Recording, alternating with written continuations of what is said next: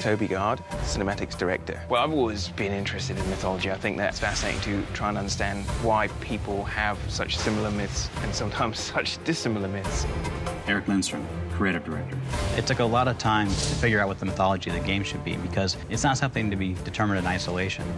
In terms of coming up with all the different places she would go, there were visual things to be considered. That leads to the mythology you would find in those places. That leads back to what locations would be affected, and vice versa.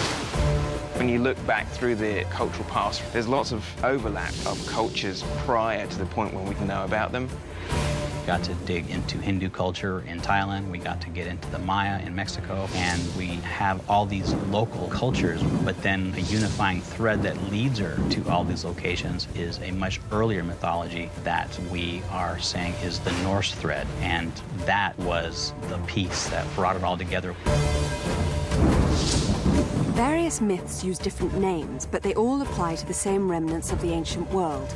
In Tomb Raider Underworld, Lara Croft uncovers the truth behind the myth of the Norse civilization. On her journey, she basically realizes that she needs to recover Thor's hammer. Thor's hammer is actually one of the most interesting archaeological pieces of mythology. It's compelling because it's actually so powerful that it is capable of killing immortal gods. As Lara fully uncovers the sort of secrets behind Norse mythology, she realizes that the hammer itself could possibly unleash Ragnarok, the end of the world. Pursuing her own goals is actually putting the world in danger. I need Thor's belt to get his hammer, and I need the hammer to kill a god.